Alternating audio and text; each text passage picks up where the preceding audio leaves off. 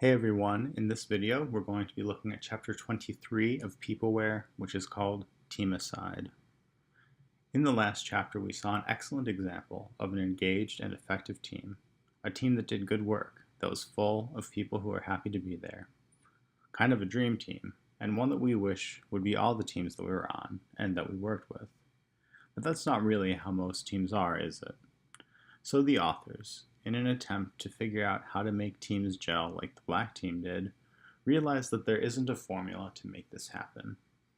If they did, that would be a priceless business secret. But humans aren't exactly like chemicals that you can mix with a predictable result or numbers that will always add up the same way. So instead of trying to prescribe how you can facilitate team formation, the authors offer 7 strategies that can be used to keep team formation from happening. Think about these.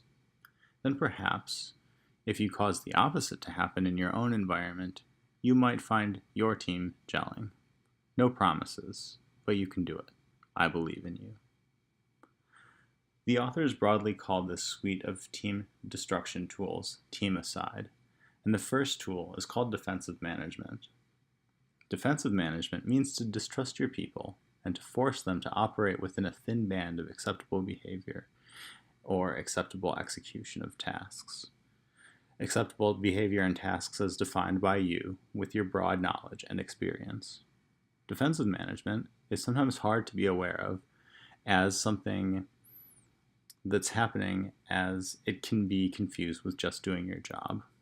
Of course, you're in a position of leadership and authority because of your skill, knowledge, and experience. So why wouldn't you direct people to do their work in a certain way? That would be called doing your job, and you really should do your job. It takes a particular self-awareness, though, and the authors say that when people are overmanaged or overly told how they should execute on their projects, they'll have less of an incentive to try to gel with and be creative in working with the other members of the team. There isn't a need for that because they're being given direct instructions by you. The second ingredient in Teamicide is bureaucracy. When you make paperwork a meaningful amount of a role, the motivation to go above and beyond is going to disappear very quickly because it's a mindless activity and one that doesn't build something significant over the course of time. In fact, doing a lot of paperwork keeps people from building something significant, and that is what they'd rather be doing anyways. The third ingredient of Teamicide is physical separation. If you want to keep teams from forming, one of the prime ways to do this is to keep the individuals apart from each other. Theoretically, Slack exists, and other means of communication exist, so what's the need for physical nearness anyways? The problem is, tight-knit groups don't form through Slack messages or emails. They form from you asking the person next to you if he wants to get lunch, and him saying yes. That's not going to happen to a coworker who is on a different floor, a different building, or a different country than you.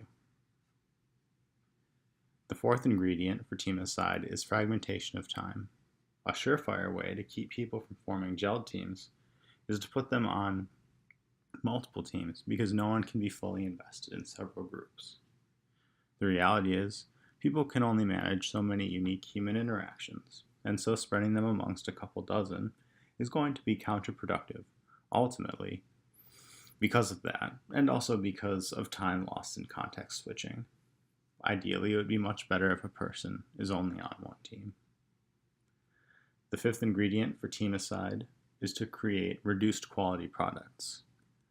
No one would ever explicitly endorse reduced quality products, but when they frame it as cost reduced, they're tacitly conceding what else was given up in the process. Although a company loves to save money, individuals don't see that benefit themselves, but they do see themselves being forced to compromise on quality. People don't like to admit to themselves or to each other that they're putting out an inferior product. Thus, this doesn't inspire team identity building and therefore makes it a prime weapon in the quest for team destruction. The second to last ingredient for Teamicide is creating phony deadlines. Aggressive deadlines are demotivating because people know that they're arbitrary and simply a method for extracting more work out of people in a shorter amount of time. This is especially the case if the company is well established and is creating a product that is basically feature complete. In those situations, it would be difficult to convince your workers that such a deadline is genuinely necessary. Furthermore, there's an added hit to morale in the likely event that the deadline is missed. There will be no team gelling, such a group subjected to this. The final ingredient for Teamicide is clique control. This is when an organization, or at least some middle manager, feels threatened by a group that has gotten a little too cozy with each other, and so they try to break them up, or separate them into different projects so as to keep them under control. Why this is destructive is beyond apparent, since it's explicitly undermining the gel that's been organically created over time. There are less subtle ways of shooting oneself in the foot than this.